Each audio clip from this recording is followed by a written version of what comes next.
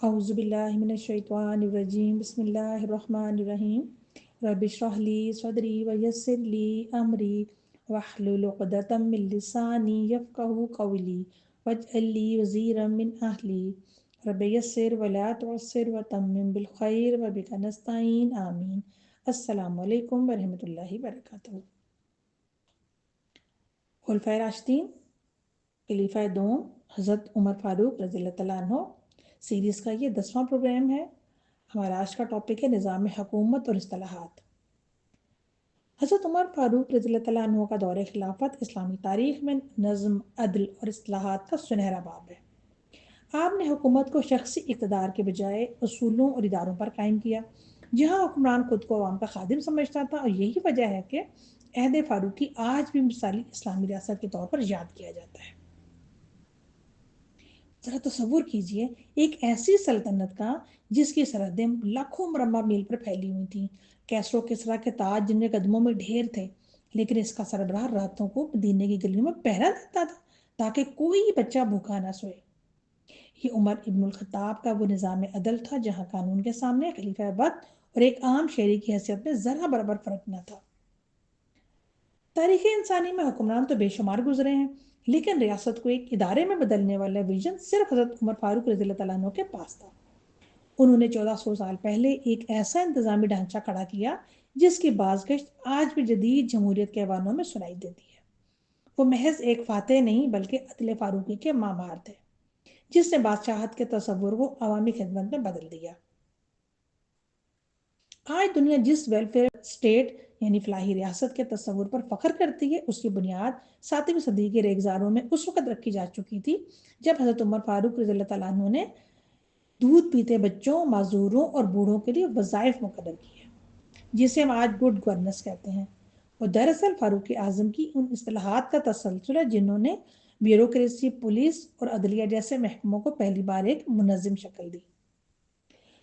عمر فاروق رضی اللہ عنہ کا نظام حکومت محض فتوحات کی داستان نہیں بلکہ نظم و ضبط، ڈسپلن، احتساب، اکاؤنٹیبلٹی کا وہ شاہکار ہے جس نے ایک بکھرے ہوئے عرب معاشرے کو دنیا کے سب سے معظم طاقت بنا دیا۔ آئیے دیکھتے ہیں فاروقی اصلاحات نے کس طرح حکمرانی کے مروجہ اصولوں کو ہمیشہ کے لیے بدل کر رکھ دیا۔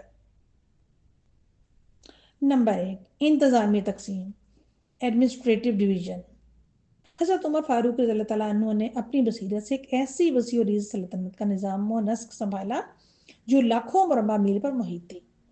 آپ نے انتظامی سہولت اور عوامی مسائل کے فوری حل کے لیے پوری ریاست کو منظم صوبوں اور اضلاع میں تقسیم کیا۔ بڑے صوبوں میں مکہ، مدینہ، شام، کوفہ، بصرہ، مصر اور فلسطین شامل تھے، جہاں نظم و ضبط برقرار رکھنے کے لیے باقاعدہ گورنرز مقرر کیے گئے۔ انتظامی ڈھانچے کو مزید مستحکم کرنے کے لیے ہر صوبے میں بااثر عہدیداروں کا ایک مکمل پینل متعین کیا گیا، جس میں کاتب یعنی سیکرٹری، صاحب الخراج محکمہ مال کا افسر، اور صاحب العداس یعنی پولیس افسر، اور قاضی جج شامل ہوتے تھے۔ ان تمام عہدیداروں کا انتخاب محض سفارش پر نہیں بلکہ سخت معیار تقوی اور قابلیت پر کیا جاتا تھا۔ حضرت عمر رضی اللہ تعالیٰ عنہ نے مرکز اور صوبوں کے درمیان رابطے کا ایک ایسا نظام وضع کیا تھا کہ خلیفہ وقت کو دور دراز کے علاقوں کی چھوٹی سے چھوٹی تبدیلی کی خبر بھی رہتی تھی، جس نے شورشوں کا خاتمہ کر کے ایک مثالی امن و امان قائم کیا۔ نمبر 2، احتساب کا کڑا نظام، اسٹرکٹ اکاؤنٹیبلٹی۔ حضرت عمر فاروق رضی اللہ تعالیٰ عنہ کا نظام احتساب تاریخ عالم میں اپنی مثال آپ ہے، جس کی بنیاد کس اصول پر تھی کہ حکمران قوم کا خادم اور اللہ کے سامنے جواب دہ ہے۔ آپ نے محض قوانین وضع نہیں کیے تھے بلکہ ان کا رخ سب سے پہلے اپنے گورنروں اور سرکاری عہدیداروں کی طرف موڑا۔ کسی بھی والی یا گورنر کے تقرر سے پہلے اس کے اثاثوں کی مکمل تفصیلات قلم بند کر لی جاتی تھیں تاکہ سبکدوشی کے وقت ان کا موازنہ کیا جا سکے۔ گورنر پر کڑی پابندیاں آئی تھیں کہ وہ شاہانہ طرز زندگی اختیار نہیں کریں گے، باریک کپڑا نہیں پہنیں گے اور اپنے دروازے حاجت مندوں کے لیے ہمیشہ کھلے رکھیں گے۔ اگر کسی افسر کے خلاف عوامی شکایت موصول ہوتی تو اس کی فوری تحقیقات کے لیے محمد بن مسلمہ رضی اللہ تعالیٰ عنہ جیسے دیانتدار صحابی کو بطور انسپکٹر جنرل روانہ کیا جاتا۔ اس نظام کی سب سے بڑی خصوصیت حج کا سالانہ اجتماع تھا، جہاں تمام صوبوں کے گورنروں کو طلب کیا جاتا اور اعلان عام کیا جاتا تھا کہ جس کسی کو بھی کسی حاکم سے شکایت ہے وہ بلا خوف و خطر خلیفہ کے سامنے پیش کریں۔ کئی موقع پر آپ نے بھرے مجمع میں بڑے بڑے سپاہ سالاروں اور گورنروں سے بحث پرس کی اور ثابت کیا کہ قانون کی نظر میں کوئی بھی مقدس رائے نہیں۔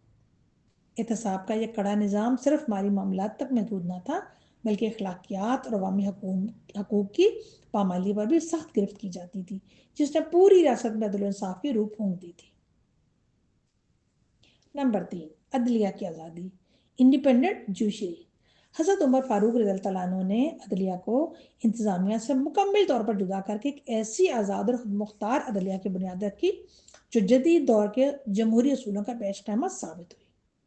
آپ نے ہر صوبے اور ضلع میں جج کا الگ عہدہ تخلیق کیا تاکہ گورنر یا فوجی جرنیل عدالتی فیصلوں پر اثر انداز نہ ہو سکے۔ قاضیوں کا انتخاب صرف ان کی علمی قابلیت، دیانت اور تقوی کی بنیاد پر کیا جاتا تھا، اور ان کی تنخواہیں بیت المال سے اتنی خطیر مقرر کی جاتی تھیں کہ وہ کسی بھی قسم کی مالی لالچ یا رشوت سے بالاتر ہو کر حق اور سچ کا فیصلہ کر سکیں۔ اس نظام عدل کی سب سے نمایاں خصوصیت قانون کی بالادستی تھی، جہاں خلیفہ وقت بھی ایک عام شہری کی طرح عدالت میں پیش ہونے کا پابند تھا۔ حضرت عمر رضی اللہ تعالیٰ عنہ نے قاضیوں کو سخت ہدایات دے رکھی تھیں کہ عدالت کے کٹہرے میں امیر، غریب، حاکم اور محکوم کے درمیان کوئی امتیاز نہ برتا جائے۔ آپ خود بھی کئی بار قاضی کی عدالت میں مدعی یا مدعن علیہ کی حیثیت سے پیش ہوئے تاکہ امت کو یہ پیغام دیا جا سکے کہ عدل کی کرسی ہر قسم کے سیاسی اور سماجی دباؤ سے آزاد ہے۔ یہی وہ غیر جانبدارانہ نظام تھا جس نے مفتوحہ علاقوں کے غیر مسلم شہریوں کے دل جیت لیے اور عدل فاروقی کو رہتی دنیا تک ایک ضرب المثل بنا دیا۔ نمبر 4، مالیاتی اصلاحات اور بیت المال۔ حضرت عمر فاروق رضی اللہ تعالیٰ عنہ نے اسلامی ریاست کی معیشت کو محض اتفاقی آمدن کے سہارے چھوڑنے کے بجائے ایک مستحکم اور باقاعدہ مالیاتی نظام میں تبدیل کر دیا۔ آپ نے تاریخ اسلام میں پہلی بار مستقل بیت المال کا محکمہ قائم کیا، جس کے تحت دارالخلافہ مدینہ میں مرکزی خزانہ اور تمام صوبوں میں سے شاخیں بنائی گئیں۔ اس نظام کو چلانے کے لیے دیوان یعنی رجسٹر متعارف کرائے گئے، جن میں محصولات کی آمدن اور اخراجات کا مکمل حساب رکھا جاتا تھا۔ آپ نے محصولات کی وصولی کے لیے خراج یعنی زمین کا لگان، جزیہ، زکوٰۃ اور عشور یعنی تجارتی ٹیکس کے منصفانہ ضابطے طے کیے، جس سے ریاست کی آمدن میں بے پناہ اضافہ ہوا اور معاشی استحکام پیدا ہوا۔ مالیاتی اصلاحات کا سب سے روشن پہلو سوشل سیکیورٹی یعنی معاشی تحفظ کا قیام تھا۔ حضرت عمر رضی اللہ عنہ نے بیت المال کو صرف شاہی اخراجات یا جنگوں کے لیے مخصوص نہیں رکھا، بلکہ اسے عوامی فلاح کا ذریعہ بنایا۔ آپ نے باقاعدہ مردم شماری کرائی تاکہ ریاست کے ہر شہری، خواتین، معذوروں، بوڑھوں اور یہاں تک کہ دودھ پیتے بچوں کے لیے بھی ماہانہ وظائف مقرر کیے جا سکیں۔ تاریخ بتاتی ہے کہ آپ کے دور میں مالی خوشحالی اس حد تک پہنچ چکی تھی کہ بعض علاقوں میں زکوٰۃ لینے والے ڈھونڈنے مشکل ہو گئے تھے۔ آپ کا یہ مالیاتی ماڈل آج کی جدید ویلفیئر اسٹیٹ کے لیے ایک مکمل نصاب کی حیثیت رکھتا ہے۔ نمبر 5، عسکری اصلاحات۔ حضرت عمر فاروق رضی اللہ تعالیٰ عنہ کے دور حکومت میں عسکری نظام کو ایک نیم قبائلی لشکر سے نکال کر ایک باقاعدہ پیشہ ورانہ اور منظم ادارے کی شکل دے دی گئی۔ آپ نے تاریخ اسلام میں پہلی بار باقاعدہ محکمہ فوج قائم کیا، جس کے تحت تمام سپاہیوں کے نام، حلیہ، قبائلی پس منظر اور ان کی مقررہ تنخواہوں کا تفصیلی ریکارڈ رکھا جاتا تھا۔ اس انتظامی اصلاح کے نتیجے میں فوج براہ راست مرکزی حکومت کے تحت آ گئی اور سپاہیوں کو معاشی فکر سے آزادی ملی۔ آپ نے فوج کو سیاست و انتظامیہ سے الگ رکھا تاکہ سپاہی صرف دفاعی وطن پر توجہ دے سکیں، اور مفتوحہ علاقوں میں فوجیوں کو زمینیں خریدنے یا زراعت کرنے سے سخت منع کر دیا گیا تاکہ ان کی پیشہ ورانہ مہارت اور جنگی صلاحیتیں کسی بھی طرح متاثر نہ ہوں۔ ریاست کے وسیع ریز دفاعی نظام کو مستحکم کرنے کے لیے حضرت عمر نے سلطنت کے مختلف حصوں میں مستقل فوجی چھاؤنیاں، ملٹری کنٹونمنٹس اور اسٹریٹجک مراکز قائم کیے۔ کوفہ، بصرہ، مصر، موصل اور دمشق جیسے شہروں کو خاص طور پر فوجی اڈوں کے طور پر آباد کیا گیا، جہاں ہر وقت ایک بڑی نفری تیار رہتی تھی۔ ان مراکز میں گھوڑوں کی پرورش، جدید اسلحہ سازی اور فوجیوں کی سخت عسکری تربیت کا بہترین انتظام تھا۔ عسکری نظم و ضبط برقرار رکھنے کے لیے آپ نے سپاہیوں کے حقوق کا بھی خاص خیال رکھا۔ آپ نے باقاعدہ قانون بنایا کہ کسی بھی فوجی کو مسلسل 4 ماہ سے زیادہ محاذ پر نہیں رکھا جائے گا تاکہ وہ اپنے اہل و عیال سے ملنے گھر واپس جا سکے۔ اسی منظم عسکری ڈھانچے، پیشہ ورانہ تربیت اور جدید جنگی حکمت عملی کی بدولت اسلامی ریاست کی سرحدیں کیسر و کسریٰ کی عظیم سلطنتوں کو شکست دے کر دور دراز علاقوں تک پھیل گئی۔ نمبر 6، پولیس اور جاسوسی کا نظام۔ حضرت عمر فاروق رضی اللہ عنہ نے داخلی امن و امان کے قیام کے لیے احداث یعنی پولیس کا ایک مستقل اور منظم محکمہ قائم کیا، جس کا بنیادی مقصد شہریوں کی جان و مال کا تحفظ اور معاشرتی جرائم کا خاتمہ تھا۔ اس سے قبل یہ ذمہ داری فوج یا عمومی رضاکاروں کے سپرد تھی، لیکن آپ نے اسے پیشہ ورانہ رنگ دیا۔ پولیس کا یہ محکمہ نہ صرف شہروں میں گشت کرتا بلکہ مارکیٹ کنٹرول کے تحت بازاروں میں ناپ تول کی نگرانی اور ذخیرہ اندوزی کے خاتمے کے لیے بھی ہم وقت سرگرم رہتا تھا۔ اسی طرح سلطنت کی سالمیت اور گورنروں کی کارکردگی پر نظر رکھنے کے لیے آپ نے ایک انتہائی فعال خفیہ ایجنسی اور خبر رساں نظام وضع کیا۔ آپ نے دور دراز کے علاقوں میں ایسے دیانتدار مخبر اور جاسوس متعین کیے جو براہ راست خلیفہ کو رپورٹ دیتے تھے۔ اس نظام کی بدولت خلیفہ وقت کو یہ معلوم رہتا تھا کہ کس گورنر رایا کے ساتھ کیسا سلوک کیا یا سرحد پر دشمنوں کی کیا سرگرمیاں ہیں۔ یہ نظام اتنا مؤثر تھا کہ بڑی سے بڑی سازش سر اٹھانے سے پہلے کچل دی جاتی تھی، جس نے پوری ریاست میں قانون کی بالادستی اور شفافیت کو یقینی بنایا۔ نمبر 7، سماجی اور تعمیری کام۔ حضرت عمر فاروق رضی اللہ عنہ کا دور حکومت صرف فتوحات تک محدود نہیں تھا، بلکہ آپ نے ریاست میں عوامی تعمیر اور ترقی انفراسٹرکچر کا ایک وسیع جال بچھا دیا۔ آپ نے تجارت اور سفر کی سہولیات کے لیے سڑکوں، مضبوط پلوں اور مسافر خانوں کی تعمیر پر خصوصی توجہ دی۔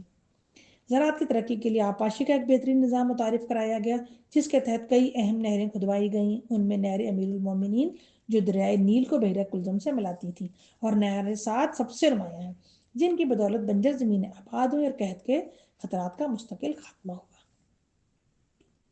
تعلیمی اور مذہبی میدان میں بھی آپ کی اصلاحات انقلابی تھیں۔ آپ نے مساجد کو باقاعدہ درسگاہوں کی شکل دی اور ملک بھر میں اساتذہ اور علماء مقرر کیے جن کی تنخواہیں بیت المال سے ادا کی جاتی تھیں۔ نئے شہروں جیسے کوفہ، بصرہ اور مصر کی منصوبہ بندی اس طرح کی گئی کہ وہاں صفائی، پینے کے صاف پانی اور رہائشی سہولیات کا اعلیٰ معیار برقرار رہے۔ اس کے علاوہ سرکاری خط و کتابت، تاریخی ریکارڈ کو منظم کرنے کے لیے آپ نے سنہ ہجری یعنی اسلامی کیلنڈر کا باقاعدہ آغاز کیا۔ یہ تمام تعمیری کام اس بات کا ثبوت ہیں کہ آپ ایک ایسی مثالی ریاست کے داعی تھے جو اپنے شہریوں کی مادی اور روحانی دونوں ضرورتوں کو یکساں اہمیت دیتی تھی۔ ناظرین، حضرت عمر فاروق کا دور حکومت محض ایک تاریخی عہد نہیں بلکہ رہتی دنیا تک کے حکمرانوں کے ایک مکمل نصاب ہے۔ آپ نے دکھایا کہ کس طرح عدل و انصاف، کڑے احتساب اور عوامی فلاح کے ذریعے ایک بکھرے ہوئے معاشرے کو دنیا کی سب سے معظم ریاست میں بدلا جا سکتا ہے۔ مضبوط ریاست وہ ہوتی ہے جہاں حکومت امانت ہو، عدل سب کے لیے برابر ہو اور حکومت خود کو جواب دہ سمجھے۔ اگر آج کے دور میں بھی ان اصولوں کو اپنایا جائے تو معاشرے میں انصاف، امن اور خوشحالی دوبارہ قائم ہو سکتی ہے۔ امید ہے کہ حضرت عمر کی ان انقلابی اصلاحات پر مبنی یہ معلوماتی سلسلہ آپ کے لیے مفید ثابت ہوا ہوگا۔ اگر آپ کو یہ کاوش پسند آئی ہے تو ویڈیو کو لائک کریں اور اپنے حلقہ احباب میں ضرور شیئر کریں تاکہ یہ علمی پیغام دوسروں تک بھی پہنچ سکے۔ اے اللہ، ہمیں حضرت عمر فاروق کے عدل، دیانت اور تقوی کا حصہ عطا فرما۔ ہمیں حق بات کہنے، انصاف کرنے اور امانت کو پوری ذمہ داری سے نبھانے کی توفیق دے۔ ہماری قیادت کو امانت دار، انصاف پسند اور جواب دہ بنا دے۔ ہماری قوم کو صبر، اتحاد اور اصلاح والا بنا دے۔ ہمارے معاشروں میں ظلم کے اندھیرے ختم فرما اور عدل کا نور پھیلا دے۔ ہمیں حق کہنے، حق پر چلنے اور حق کا ساتھ دینے کی توفیق عطا فرما۔ ہمارے دلوں کو ہدایت، ہمارے اعمال کو اخلاص اور ہمارے معاشرے کو امن و سلامتی عطا فرما۔ یا اللہ، ہمارے ملک، امت مسلمہ اور پوری انسانیت کو امن، انصاف اور ہدایت عطا فرما۔ آمین یا رب العالمین۔ اسلامی تاریخ کے مزید رخندہ ابواب اور علمی موضوعات پر ویڈیوز دیکھنے کے لیے ہمارے چینل کو سبسکرائب کرنا نہ بھولیں۔ اپنی قیمتی رائے سے ہمیں کمنٹ سیکشن میں ضرور آگاہ کیجیے گا۔ اگلی ویڈیو تک کے لیے اجازت دیجیے۔ السلام علیکم ورحمۃ اللہ وبرکاتہ۔